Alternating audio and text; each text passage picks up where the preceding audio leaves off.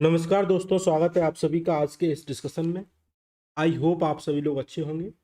तो आज के हम डिस्कशन में सी सेट से संबंधित बात करेंगे और सी सेट में स्पेशली जो पैसेज रहते हैं उससे संबंधित बात। अधिकांश बच्चों को समस्या आती है और अधिकांश मेनली जो समस्या आती है हिंदी मीडियम बच्चों को आती है कि सी सेट वो करेक्ट नहीं कर पाते हैं।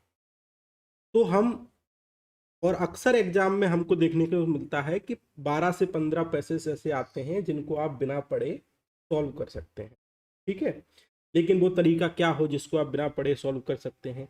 अगर आपने कोई बिना पढ़े पैसेज को 12 से 15 सॉल्व कर लिए, इसका मतलब है कि आपके 30+ मार्क्स पूरे हो गए। ठीक है, लेकिन सी सेट क्वालिफाई करने के लिए आपको पैसेज प्लस मैथ रीजनिंग तीनों का कॉम्बिनेशन करना पड़ेगा। ठीक है, किसी एक पे डिपेंड होकर आप जब किसी एक पे डिपेंड होकर आप एग्जाम हॉल में नहीं जा सकते, इस बात को आपको समझना पड़ेगा। ठीक है, तो पहली बात तो ये हो गई।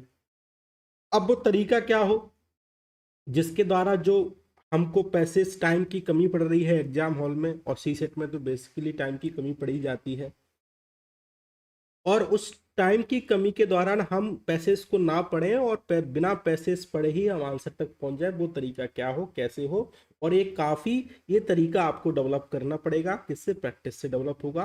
अगर आपने ये तरीका डेवलप कर लिया तो आपके 30+ मार्क्स बोनस के रूप में आपको मिलेंगे। बिना पैसेज पढ़े आप आसानी से उसको सॉल्व कर पाएंगे। आप इसमें कोई दिक्कत आने वाली नहीं है। ठीक है, इस बात को आप तो पहले हम पैसेज को सॉल्व करते हैं, उसके बाद हम तरीका जानेंगे कि तरीका क्या होगा। तो लेक्चर को आप पूरा देखिएगा। अगर आपने थोड़ा सा भी मिस किया तो आप तरीका नहीं समझ पाएंगे और आप बिना पढ़े पूरा प्रोसेस को सॉल्व भी नहीं कर पाएंगे। तो हमने 2022 के कुछ पैसेज लिए हैं।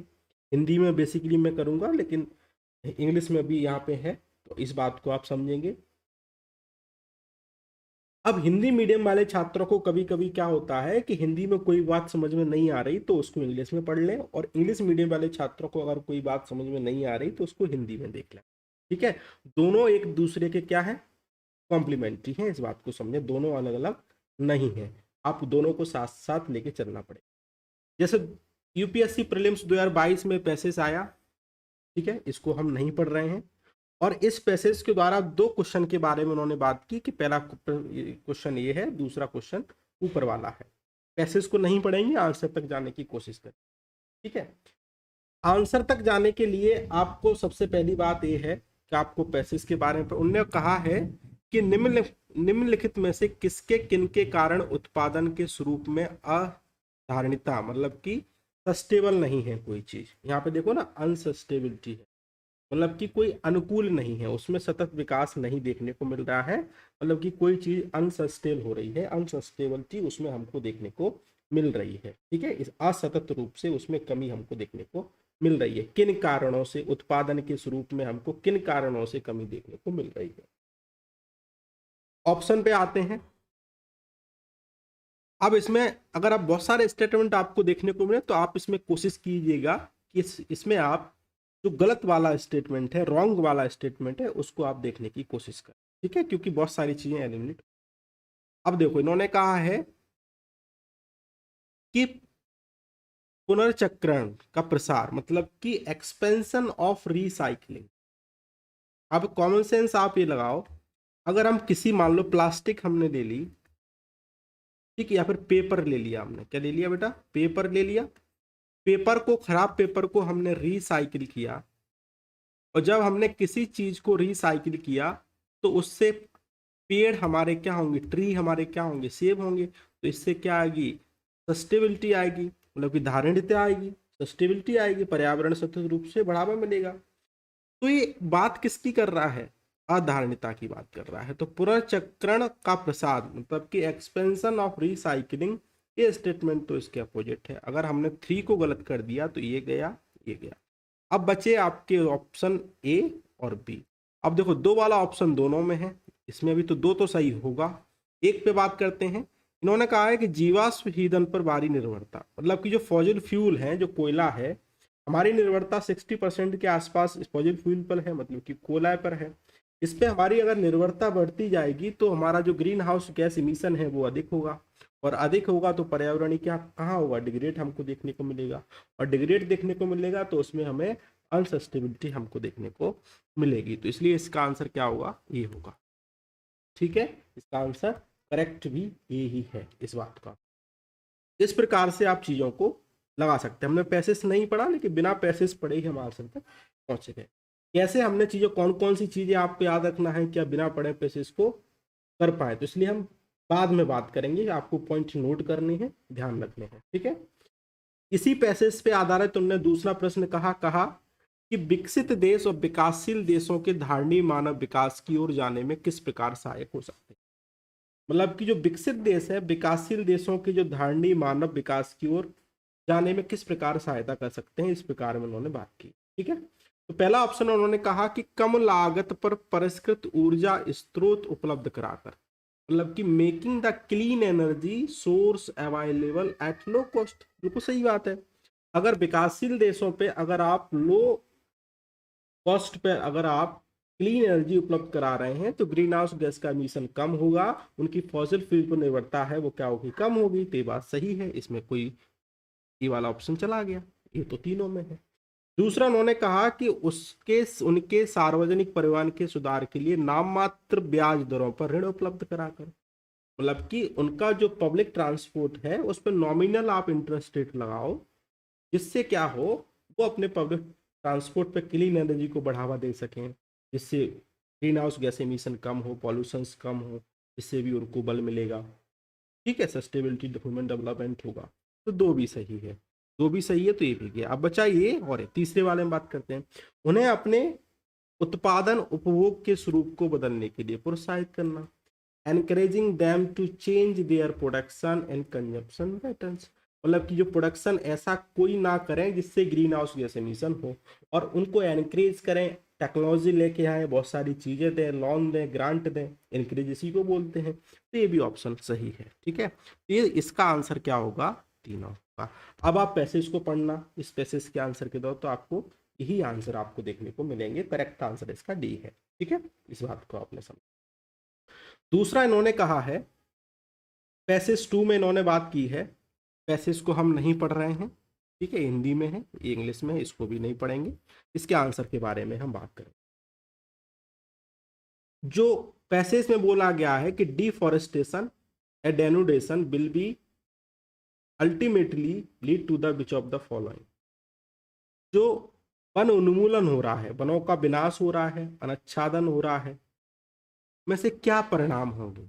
अगर परिणाम क्या होंगे, अगर वन काटेंगे तो उसके क्या परिणाम होंगे, ये उन्होंने बात की। वन अगर काटेंगे तो इसमें देखो रॉन्ग स्टेटमेंट ढूंढने की आप कोशिश करो, तो इसमें आपको देखने को मिलेगा कृषि के लिए जल की कमी, ये तो ठीक है, आम आदमी के लिए जमीन की कमी। मतलब कि अगर वनों का उन्मूलन हो रहा है तो वो क्यों हो रहा है, क्योंकि यहाँ पे जो हमारा अर्बनाइजेशन है वो बढ़ रहा है, डेवलपमेंट प्रोजेक्ट लेके आ रहे हैं, क्योंकि जमीन की कमी है तभी तो हम वन उन्मूलन कर रहे हैं, डिफॉरेस्टेशन कर रहे हैं। तो वन उन्मूलन करेंगे तो क्या होगा, जमीन बढ़ेगी ना कि कम होगी आम आदमी के लिए। तो दो वाला ऑप्शन तो गलत है, ये गलत है, ये गलत है, ये गलत। तो आंसर क्या होगा इसका, ये आंसर। तो इस तरीके से आप यहाँ पे पहुंच सकते हैं। ठीक है, तो हमने बिना पैसेज किए 2020 के थे कि हमने वहां तक आंसर तक पहुंचे। अब आप कौन कौन से स्टेटमेंट आपको याद रखनी है ताकि आप बिना पैसेज पढ़े आप आंसर तक पहुंच जाएं, क्योंकि बहुत सारा आपका टाइम सेव होगा। और जो बहुत सारे छात्र सीसेट के डर से डरे रहते हैं, उनमें एंजाइटी बनी रहती है, इसके कारण भी उनकी दूरी हमको देखने को मिलेगी। सबसे पहली बात आपको ध्यान रखनी है, जो प्रोग्रेसिव स्टेटमेंट है, ऐसा बेटा प्रोग्रेसिव नोट कर लेना कॉपी में, मतलब कि समाज के विकास के बारे में बात कर रहा हो, सरकार की कोई ऐसी नीति हो जो समाज के विकास के बारे में बात कर रही हो, ठीक है, जन कल्याण के बारे में बात कर रही हो, होलिस्टिक वे में हो, और वो लॉजिकली आपके लॉजिक से क्या हो, करेक्ट होना चाहिए। लॉजिकली क्या हो बेटा, करेक्ट हो, तब भी वो क्या होगा, सही होगा। दूसरा हमने कहा कि अगर आपके पास कोई ऐसा एक्सट्रीम स्टेटमेंट आता है जिसमें ओनली, बेस्ट, नन, और ऐसा कोई जो नेगेटिव वाली बात हो, एक्सट्रीम लेवल पे बात जा रही हो, ठीक है, किसी भी जन कल्याण के बारे में बात नहीं हो, एक्सट्रीम स्टेटमेंट हो, तो वो क्या होगा, गलत होगा। कोई ऐसा स्टेटमेंट जो पॉसिबिलिटी शो करता हो, पॉसिबिलिटी का मतलब है कैन में बात हो, कुड में बात हो, ठीक है, ऐसी कोई जो पॉसिबिलिटी के बारे में बात करता हो तो वो स्टेटमेंट क्या होगा, ट्रू होगा, ठीक है। और ऐसा कोई स्टेटमेंट जो पैसेज में हो, उससे हट के बात करता हो या फिर absurd बात करता हो, गलत हो, बेकार हो, तो वो स्टेटमेंट क्या होगा, गलत होगा। आप इनको नोट कर लेना, गलत होगा। ऐसा कोई स्टेटमेंट जो होल सम में बात करता हो, समरी में बात करता हो, ब्रॉड लेवल पे बात करता हो, कॉम्प्रहेंसिव वे में बात करता हो, तो वो स्टेटमेंट क्या होगा, ट्रू होगा, ठीक है। और ऐसा कोई स्टेटमेंट जिसके बारे में पैसेज में बात ना हो, पैसेज में बात ना कही गई हो, पैसेज से हटके बात कर रहा हो, तो वो स्टेटमेंट हमें, ठीक है, इस बात को आप ध्यान रखें। इन बातों को ध्यान रखते हुए आप 99.99% आप सीसेट के जो पैसेज हैं वो सही कर पाएंगे, इस बात की मैं गारंटी। तो सीसेट का जो आपके अंदर फोबिया है वो क्या होगा, निकल जाए। लेकिन आपको ध्यान ये रखना है कि आपको प्रैक्टिस करनी पड़ेगी। आप कुछ प्रैक्टिस करेंगे तभी आपका इस टाइप के प्रश्न करने की एक हैबिट बनेगी और इसमें आपकी एक्यूरेसी डेवलप होगी, ठीक है। तो इस बात को आप ध्यान रखेंगे। तो आज हमने 3-4 ही पैसेज लिए। आप अगर आप चाह रहे हैं कि मैं सीरीज को कंप्लीट करूं तो आप कमेंट सेक्शन में अपनी बात रख सकते हैं, और कुछ सुधारों की बात है तो वो भी आप कमेंट सेक्शन में रख सकते हैं, इसके बारे में ज़रूर बात करूंगा। आई होप आपको ये सीरीज पसंद आई होगी, ये लेक्चर पसंद आया होगा, आपकी हेल्प हुई होगी। तो आज के लेक्चर में इतना ही था। Thank you very much. जय हिंद, जय भारत।